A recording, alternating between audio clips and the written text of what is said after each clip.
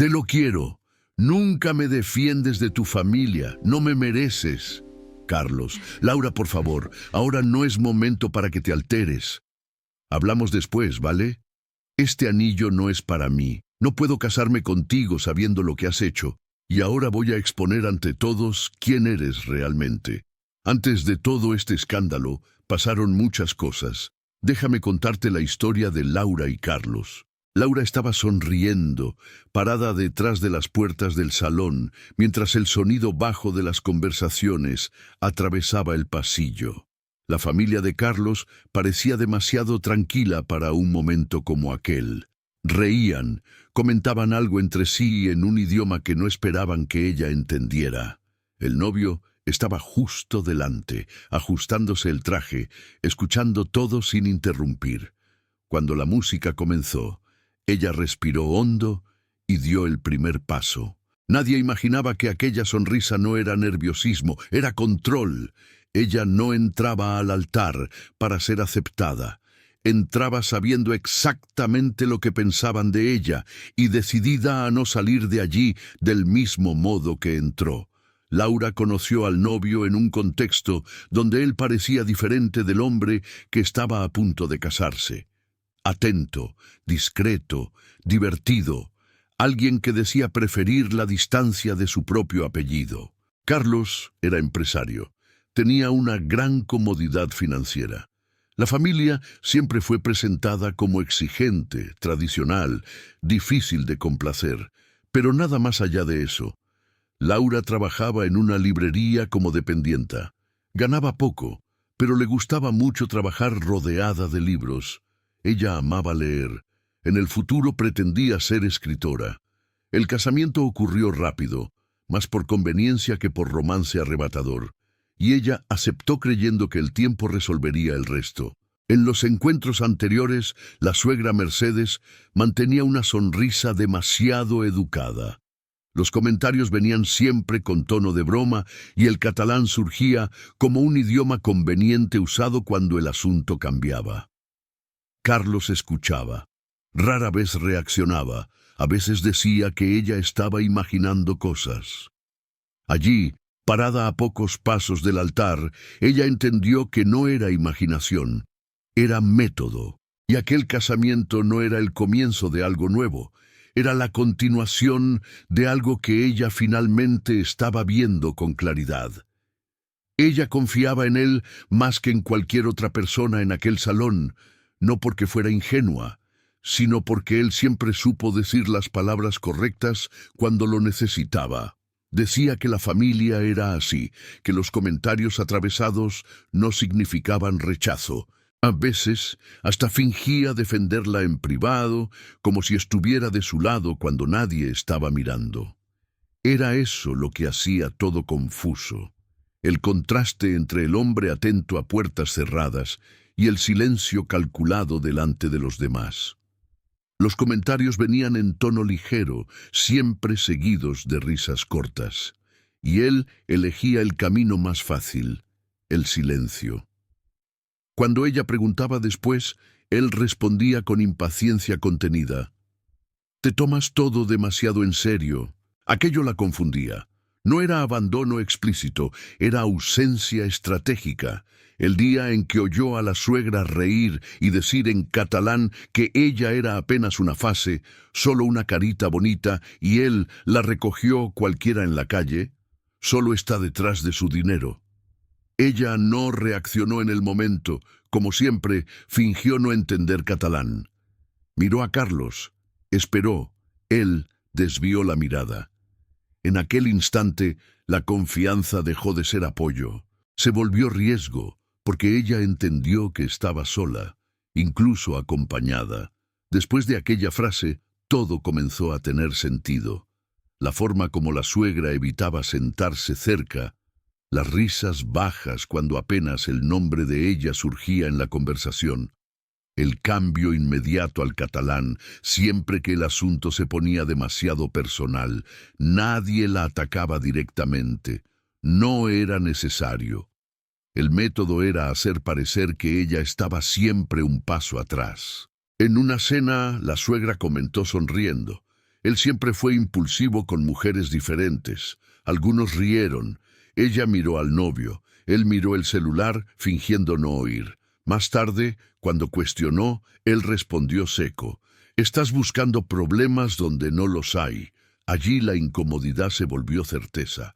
Aquello no era improvisación, era un patrón, y los patrones solo funcionan mientras alguien acepta ocupar el lugar que le fue designado. Ella todavía no había reaccionado, pero ya no estaba más confusa, estaba lúcida. En uno de los últimos encuentros antes del casamiento, preguntó con cuidado, ¿por qué tu madre siempre cambia de idioma cuando habla de mí? Él rió despreocupado. ¿Estás imaginando cosas? Ellas solo conversan entre sí. Ella insistió. ¿Y por qué tú nunca preguntas lo que están diciendo? Él respondió demasiado rápido, porque no es importante. Aquello fue suficiente. Si para él no importaba, para ella pasaba a importar todo. Aquella noche sola, ella entendió que el altar no sería un comienzo, sería el único lugar donde la verdad no podría ser traducida, suavizada o ignorada. En los días que antecedieron al casamiento, nada en ella denunció el cambio. Ella participó de las pruebas del vestido, respondió a los mensajes de la suegra con educación y sonrió en las fotos. Para quien observaba desde afuera, parecía apenas una novia intentando mantener la paz. El novio se relajó, interpretó el silencio de ella como madurez. Dijo hasta orgulloso, ¿ves? Ahora estás lidiando mejor con esto. Ella oyó sin reaccionar, no corrigió, no explicó. En el altar todo estaba preparado para que ella cumpliera el papel esperado. Decir sí, sonreír y aceptar el resto después. La familia estaba segura de que el idioma aún los protegía. Nadie allí imaginaba que aquella tranquilidad era artificial, no era aceptación, era estrategia. Ella no necesitaba provocar conflicto antes de tiempo. Bastaba dejar que todos llegaran confiados al único lugar donde no podrían escapar de lo que oirían. El día del casamiento, Laura estaba ansiosa por lo que vendría. Ella no le contó a nadie lo que pretendía hacer, ni a su madre, ni a las madrinas. Ella quería que fuera una sorpresa para todos los presentes. Ella iba a humillarlo públicamente, mostrando quién era Carlos y su familia tóxica. Cuando el oficiante preguntó si ella aceptaba al novio, el silencio se alargó más de lo esperado. Ella respiró hondo y levantó la mirada, no hacia él, sino hacia los invitados. Entonces habló. En catalán, yo oí todas las ofensas que hicieron sobre mí en catalán, que yo era apenas una fase temporal, descartable. Yo hablo catalán con fluidez. La suegra casi se cae de la silla. El novio tragó saliva. Algunas personas se miraron entre sí sin entender el idioma. Una persona exclamó en catalán. Se jodió. Ella cambió al castellano para que todos entendieran. Antes de entrar aquí, oí que yo era solo una fase, solo una carita bonita, alguien fácil de descartar. Todo esto en catalán. Un murmullo atravesó la iglesia. La suegra abrió los ojos desmesuradamente. Ella continuó. Calma. Oí risas. Oí conformidad y vi silencio de quien eligió no defenderme. Si me conocieras un poco más, sabrías que mi familia es de Cataluña y que mi abuela me enseñó ese idioma. El novio susurró aflictivo. Ahora no. Por favor, ¿qué estás haciendo? No es momento para esto. Ella lo encaró por primera vez.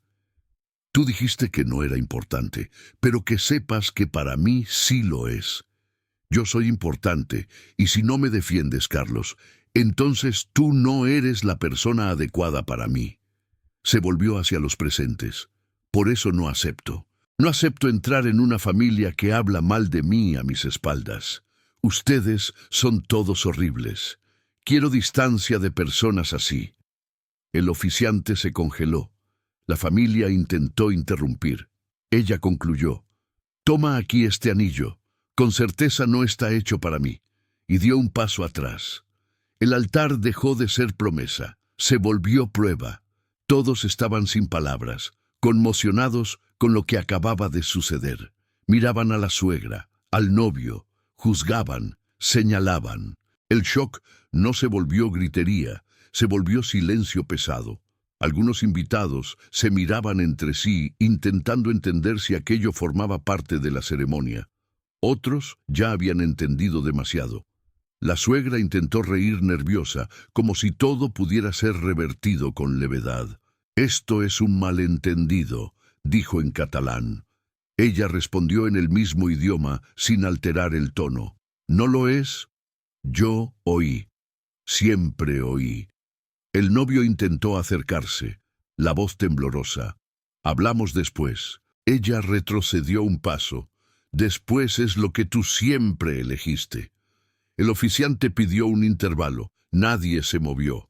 La exposición ya había sucedido, no por acusaciones exageradas, sino porque, por primera vez, todos vieron la dinámica real de aquella familia. El idioma que usaban para excluir ahora los denunciaba, y el casamiento, incluso sin gritos, ya había muerto allí delante de todos. Lo que vino después no fue discusión, fue vaciamiento. Los invitados comenzaron a alejarse en pequeños grupos, cuchicheando, evitando contacto visual con la familia del novio. Un padrino salió primero, después un tío. La madre de él intentaba explicar algo a quien todavía escuchaba, pero las frases morían a la mitad. El novio quedó parado sin saber si seguía a la novia o si permanecía donde siempre estuvo. El oficiante cerró la ceremonia de forma protocolaria, sin anuncio, sin aplauso. La música no volvió a sonar. Aquel altar preparado para fotos y promesas se volvió un espacio demasiado incómodo para ser ocupado. En menos de 20 minutos, la iglesia estaba casi vacía. Lo que restó fue la familia reunida en silencio, entendiendo demasiado tarde que el desprecio que siempre controlaron acababa de volverse público. El casamiento terminó allí, sin nuevas escenas públicas. En los días siguientes, los papeles fueron firmados demasiado rápido para quien todavía intentaba fingir sorpresa. El novio buscó explicaciones, intentó contacto, repitió que no era exactamente así. Ella no respondió. No había más nada que traducir. La familia, acostumbrada a controlar el ambiente, pasó a lidiar con miradas diferentes, invitaciones canceladas y preguntas incómodas. Lo que antes era código se volvió comentario abierto. Ella siguió adelante, sin discursos, sin justificar la decisión. No salió como víctima ni como villana. Salió como alguien que finalmente rechazó un lugar donde necesitaba disminuirse para permanecer. El altar no fue el comienzo de su vida, fue el punto final de algo que nunca tuvo respeto, solo apariencia. Si llegaste hasta aquí, comenta, ¿tú habrías hablado allí o te habrías ido en silencio? No te olvides de suscribirte al canal y deja tu like en el video.